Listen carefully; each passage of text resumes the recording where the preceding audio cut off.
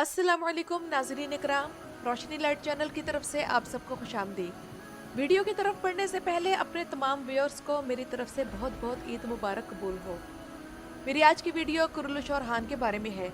और नाज़रीन इकराम, आज की इस वीडियो में पहले हम एपिसोड 18 का मुख्तसर तज्जिया करेंगे, फिर इसके बाद आने वाली किस्त के दोनों ट्रेलर्स की बात करेंगे।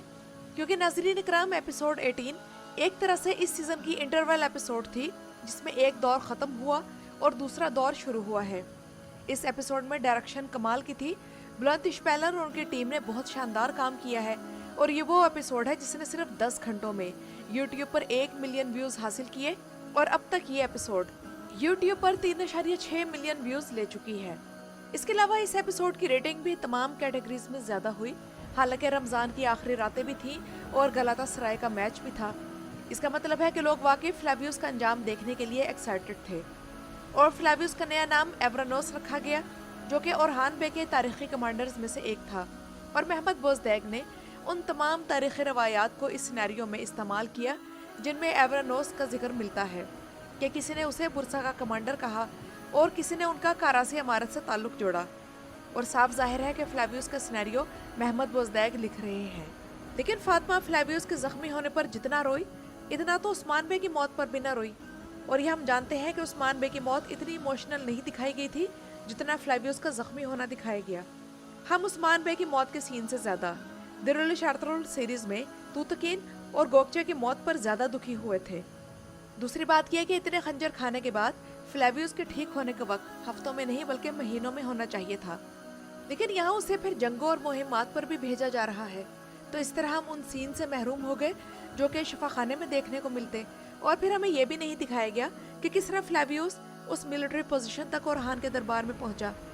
और सोचने वाली बात तो यह भी है कि बालाबन और दुमरुल एक ही बार से मर गए, जबकि फ्लेवियस 5 बार खाकर भी जिंदा रहा और हफ्तों में ठीक हो गया। और मैं यहाँ यही कहूँगी कि अगर फ्लेवियस की हकीकी शिनाख्त उस्मान बे की मौजूदगी में जाहिर कर दी जाती तो ज़्यादा बेहतर होता। तब राइटर्स ने इस बारे में इशारा भी दिया था। और उसके बाद अगर फातिमा और फ्लेवियस की स्टोरी को शामिल किया जाता और फिर बात उसके कबूल इस्लाम पर आकर रुकती, लेकिन ऐसा नहीं दिखाया गया। और महमद बोजदैग ने फ्लेवियस के जिंदा बच जाने के मामले को इतना राज में रखा कि तुर्की के सदर तैयब एर्दोआन की बीवी ने खुद सेट विजिट करके इस बात को कंफर्म किया कि फ्लेवियस वाकई जिंदा है।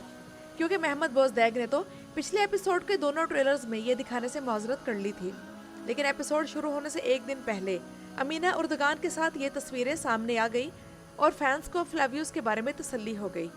और जब अलाउद्दीन ने बाहर आकर सबको ये बताया था कि फ्लेवियस मर चुका है, तो अब यकीन जानिए कि मैं यही सोच रही थी कि ये ना हो कि राइटर्स ने कोई ऐसा सिनेरियो लिख दिया हो कि इंडियन ड्रामों की तरह हेरोइन रो रो कर हीरो को मौत के मुंह से वापस ले आती है।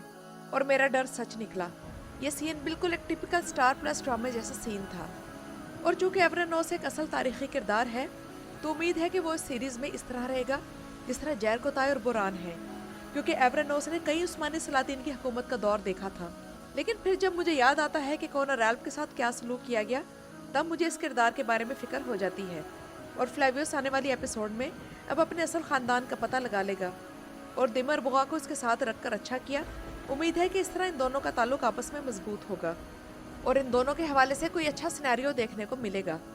और हान फातिमा से क्यों नाराज़ है, इसकी वजह इस पोर्चा से गुफ्तगू के दौरान हमें बड़े अच्छे तरीके से समझा दी गई। लेकिन फ्लेवियस के साथ दरबार में सुल्तान और हान की तरफ से तौहीन वाला रवैया दिखाना ठीक नहीं है। फ्लेवियस कोई आम इंसान नहीं, एक फौजी कमांडर और एक गैरतमंद इंसान दिखाया गया है। और इस एपिसोड का असल स्टार अलाउद्दीन था।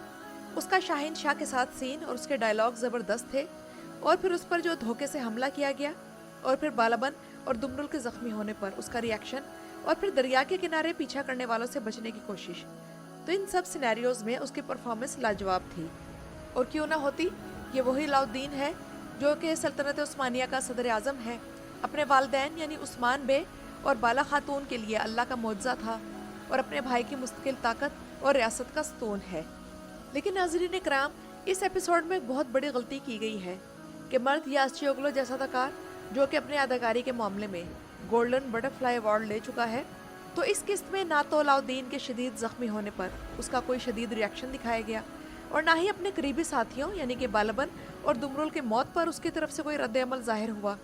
हालांकि इन दोनों मौक़ों पर उसे जज्बाती रिएक्शन देना चाहिए था। अपनी परेशानी जाहिर करनी चाहिए थी।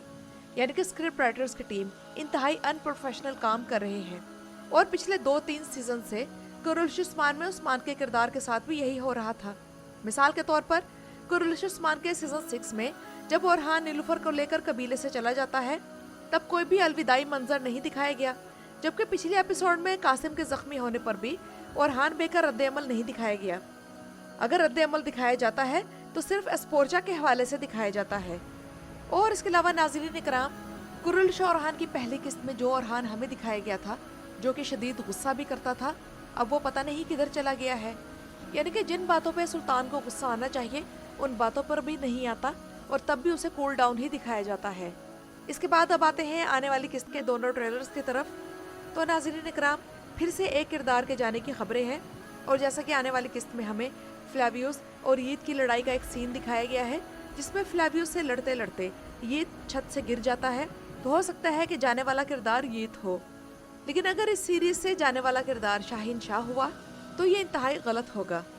इसके अलावा मेरा नहीं ख्याल कि आने वाली किस्त में जिस किरदार के जाने की खबर दी गई है वो सुल्तान ओरहान के आल्प्स में से कोई होगा, क्योंकि 2 एपिसोड्स में 3 जंगजुओं को मार देना बड़ी अजीब सी बात लगती है।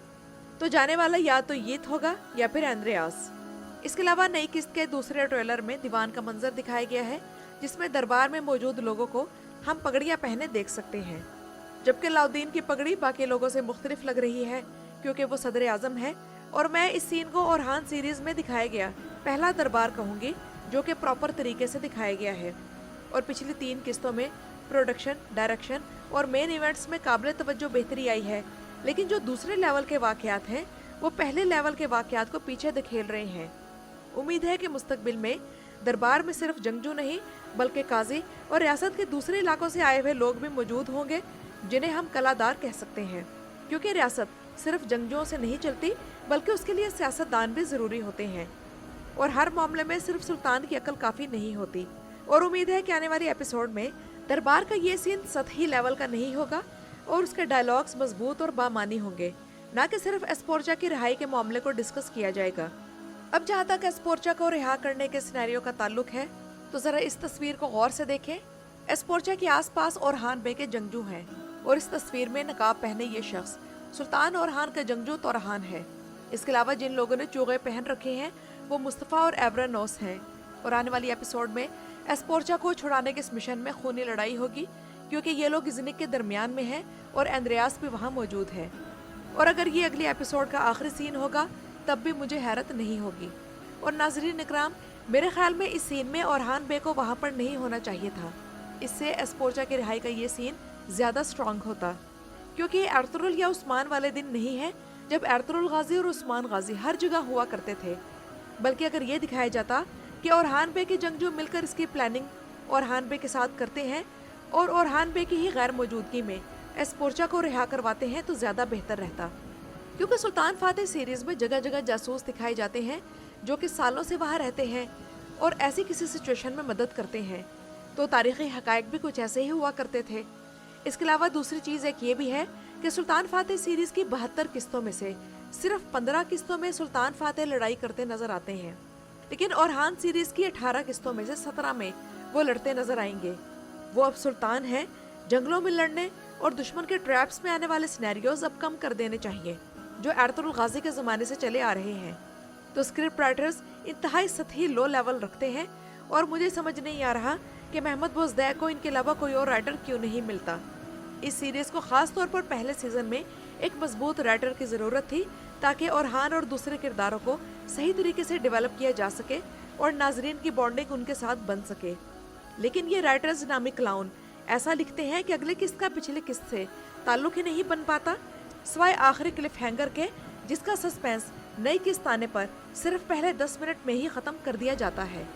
आने वाली किस्त में फिर से नीलूफर और डैफ्ने को लड़ता दिखाया गया है और नीलूफर को पता नहीं क्या हो गया है कि वो इस हालत में कभी मंगोलों से लड़ती है, कभी नाइट टेम्पलर्स के मुकाबले पर आ जाती है और कभी सरहदी सरदारों के खिलाफ। अगर उसे ओरहान की मोहब्बत पर इतना ही एतमाद है तो वो क्यों हर वक्त लड़ती दिखाई जाती है, कभी एस्पोर्चा से और कभी डैफ्ने से। तो राइटर्स को इस सूरत हाल पर भी तवज्जो देनी चाहिए। और नाज़रीन इकराम, ये तो थी मेरी आज की वीडियो। अपनी राय का इजहार कमेंट्स में ज़रूर कीजिएगा। मेरी वीडियो देखने का शुक्रिया।